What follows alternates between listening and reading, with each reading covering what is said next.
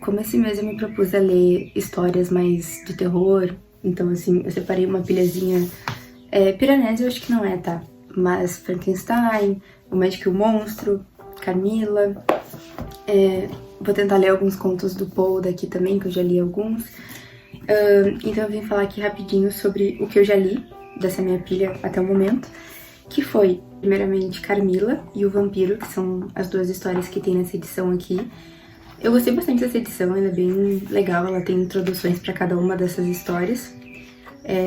Então assim, eu vou falar primeiro de O Vampiro, que é o conto que tem aqui na segunda parte, que foi escrito por um autor que se chama John Polidori, não sei se é assim que fala o nome dele, e pelo que conta a história, né, tá dizendo aqui na introdução, estavam juntos, visitando o Lord Byron, aquele outro clássico escritor, né.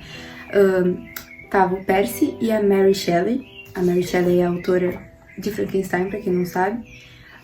O John, que é esse autor aqui, de O Vampiro, que é um conto que tem nessa edição. E a Claremont. Não sei se é assim que fala também. Aí diz aqui que o Lord Byron, durante uma brincadeira, sugeriu que cada um deles escrevesse uma história de fantasmas, de terror, enfim. E aí, tanto O Vampiro, que é o conto que tem aqui, quanto Frankenstein teriam sido resultado desse desafio, né? Então, como parte dessa brincadeira, ele escreveu O Vampiro, que é um dos primeiros escritos, assim, foi em 1816, eu acho, e diz aqui que essa história concretizou as lendas folclóricas sobre o vampiro e deu a ele a cara que tem ainda hoje, um demônio aristocrata que ataca entre a alta sociedade. Então, assim, uma coisa que eu vou falar sobre o vampiro, que também se aplica a Carmila, é que não dá pra gente ler esse tipo de história achando que vai ser, nossa, um baita suspense, um baita mistério, um baita de um plot, porque contexto, né? Contexto e também o jeito que as histórias eram narradas, principalmente em Carmila, que foi uma coisa que me incomodou, é que tem muito assim, eu não conseguiria nem descrever pra vocês todos os horrores que eu vivi naquele dia, e tu sabe desde o início quem é o vampiro, quem é a vampira, no caso de Carmila, né, que eu já vou falar um pouco melhor. Mas, enfim, tirando essa coisa da contextualização, que também uma coisa que me incomodou em Carmila é que tinha, óbvio, né, a única personagem que era uma feiticeira, eu acho que ela vê rapidamente, a nossa protagonista, ela é descrita como, era uma mulher de turbante e pele negra e os olhos brancos, tipo assim, bota o outro, né, sendo estranho, sendo diferente, o assustador, e a nossa heroína, claro que é uma menininha branca aqui da alta sociedade, né. Vou mostrar aqui as ilustrações que eu acho bem bonitas dessa edição. Carmila, que é a primeira história que tem aqui, do Sheridan Le Fanu, não sei falar o nome dele, teria sido uma obra precursora, foi, né, uma obra precursora nessa temática de vampiros, inclusive foi uma das histórias que inspirou o Drácula, do Bram Stoker, né, o clássico, eu ainda não li, e é considerada por muitos críticos como a melhor do século XIX, né, mas essa história aqui é interessante porque ela traz, primeiro, uma vampira mulher, que não era, né, acho que não existia nenhuma antes dela escrita dessa maneira. E não deixa de ser interessante também no sentido de que foi concebido como uma história um pouco erótica, assim, porque tem essa relação da Carmila com a protagonista, que se não me engano se chama Laura. Então, enfim, foi uma história legal de ler, pelo contexto, né, por saber da importância, né, dessas histórias aqui pro desenvolvimento dessa literatura, dessa temática. Mas, assim, não leiam esperando muita coisa, sabe? Esperando, nossa, ser um baita de um mistério ou um baita de um plot, porque tu sabe desde o início. Tipo, quando ela descreve uma estranha que chega, não sei o que, tu já sabe? Tipo, não tem mistério nenhum. Então isso estraga um pouco, assim, mas como é curtinho, eu achei ok. Então, é isso que eu achei de Carmila e de O Vampiro.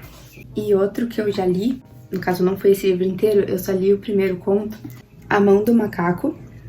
Deixa eu ver o autor, W.W. Jacobs. E o que eu achei muito legal nessa história é o fato de o terror estar no que não é dito, sabe?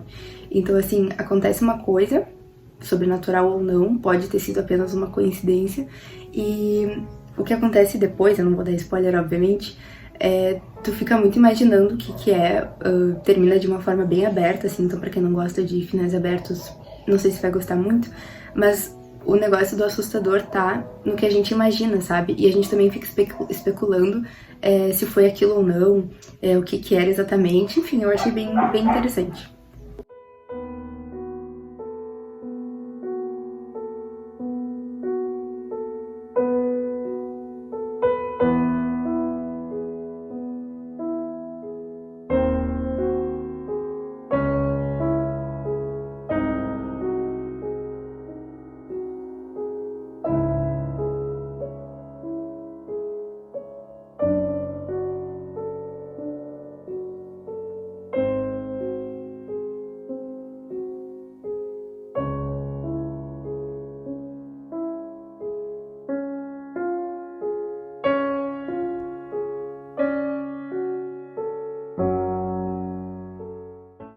resolvi mostrar um pouquinho e falar um pouco também desse livro que eu adoro, né? Acho que eu já falei algumas vezes.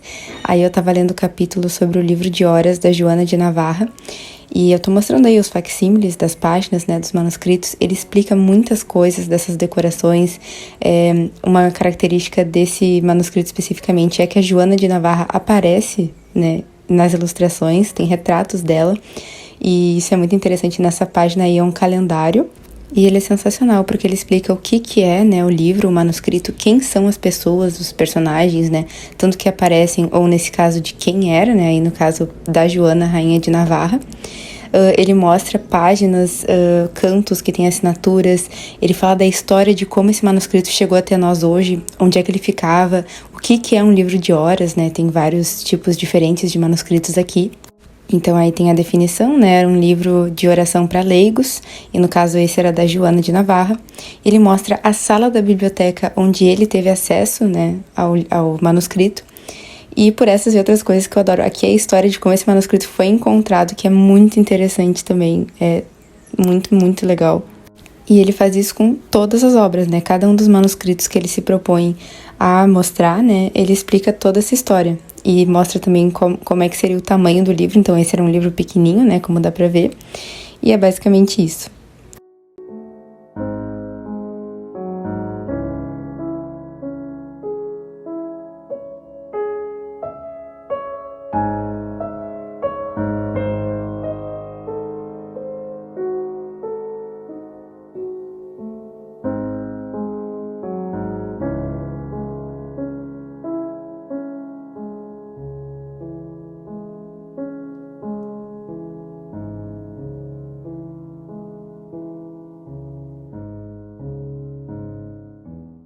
Tá, eu acabei de acordar, então eu tô meio amassada, mas ignorem.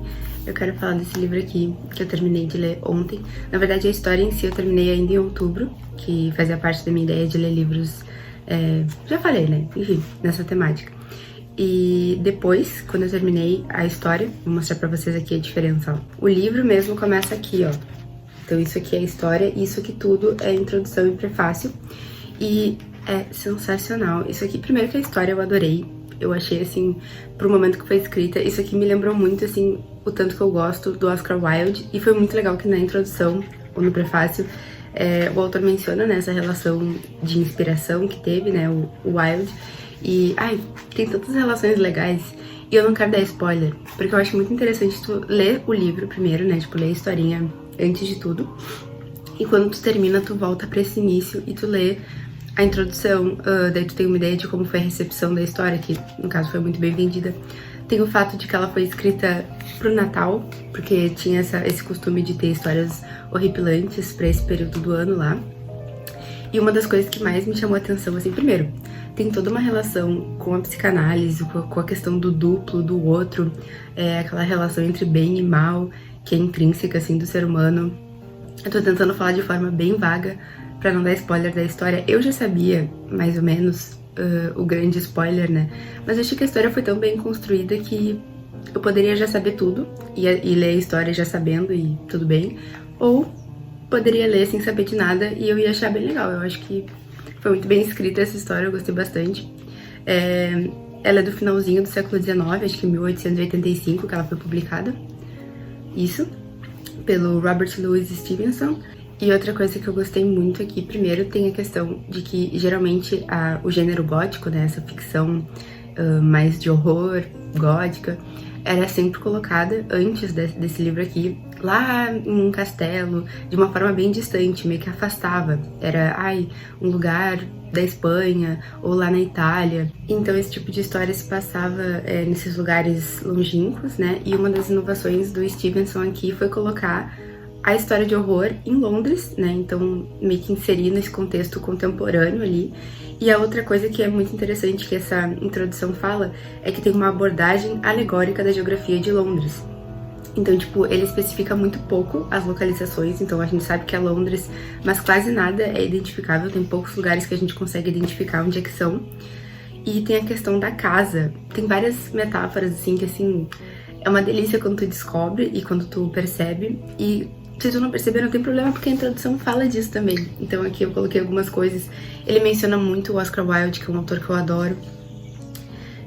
Fala muito sobre essa questão do horror interno, quais são as semelhanças entre o Jekyll e o Dorian Gray.